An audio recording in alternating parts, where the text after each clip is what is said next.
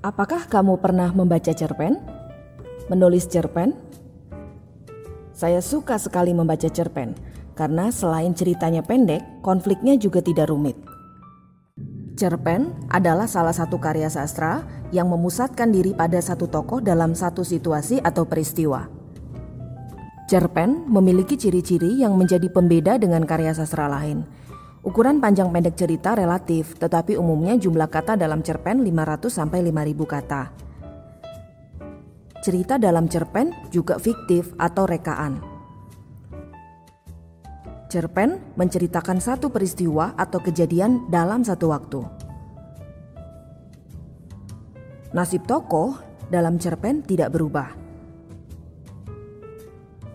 Dan yang terakhir, cerpen dapat dibaca sekali duduk.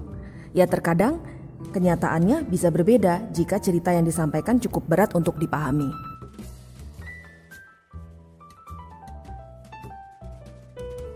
Saya suka membaca cerpen karena cerpen bisa memberikan hiburan atau rasa senang, seolah-olah saya menjalani kehidupan bersama tokoh. Saat tokoh senang, saya turut senang. Saat tokoh mengalami kesedihan, saya turut sedih.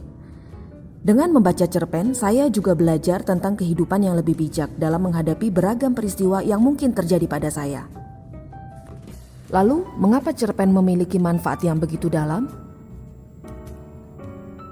Itu karena cerpen adalah cerminan nyata dari kehidupan kita. Dari karakter tokoh, kita dapat menemukan nilai-nilai kehidupan atau sesuatu yang penting dan berguna. Berikut ini adalah penggalan cerpen Gerhana karya Muhammad Ali. Pak, pohon pepaya di pekaranganku telah dirobohkan dengan tak semena-mena. Tidaklah sepatutnya itu kulaporkan? Itu benar, tapi jangan melebih-lebihkan. Ingat, yang harus diutamakan ialah kerukunan kampung. Soal kecil yang dibesar-besarkan bisa mengakibatkan kericuan dalam kampung. Setiap soal mesti diselesaikan dengan sebaik-baiknya. Tidak boleh main seruduk.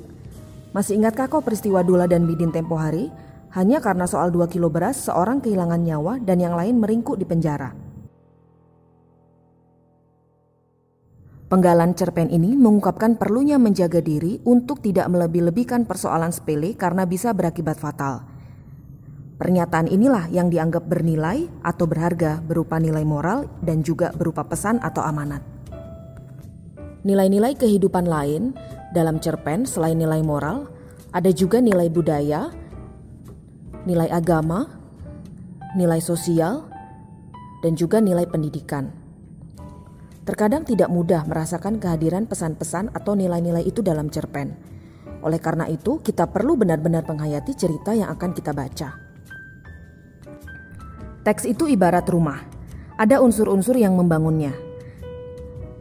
Jika rumah dibangun oleh bahan-bahan material, sebuah teks cerpen dibangun atas unsur-unsur intrinsik, yaitu tema, tokoh dan penokohan, alur, latar, sudut pandang, gaya bahasa, dan juga amanat.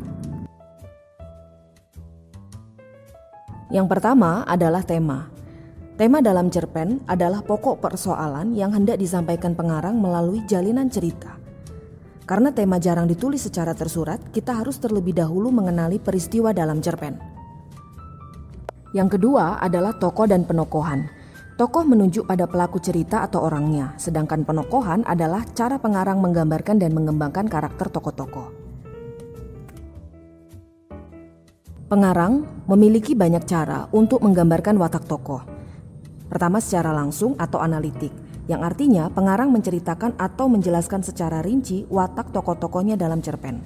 Misalnya, Tony adalah seorang yang kikir dan dengki. Hampir setiap hari ia bertengkar dengan tetangga dan istrinya hanya karena masalah uang.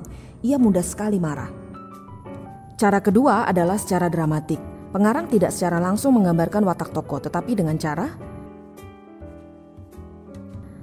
melukiskan tempat atau lingkungan tokoh, menampilkan dialog antar tokoh, menceritakan perbuatan tingkah laku atau reaksi tokoh lain, mengungkapkan jalan pikiran tokoh, dan yang terakhir, tanggapan tokoh lain. Unsur intrinsik ketiga adalah alur atau plot. Alur adalah jalan cerita yang terbentuk oleh hubungan sebab akibat dan bersifat kronologis. Alur dapat digambarkan seperti ini. Cerita diawali dengan pengenalan situasi cerita atau orientasi. Lalu naik ke pengungkapan peristiwa atau komplikasi. Di sini timbul peristiwa awal yang menimbulkan berbagai masalah. Lalu menuju pada konflik atau rising action. Nah, di sini juga bertambah kesukaran yang dialami tokoh. Naik ke puncak konflik atau turning point atau klimaks. Lalu masalah mereda ke penyelesaian atau koda.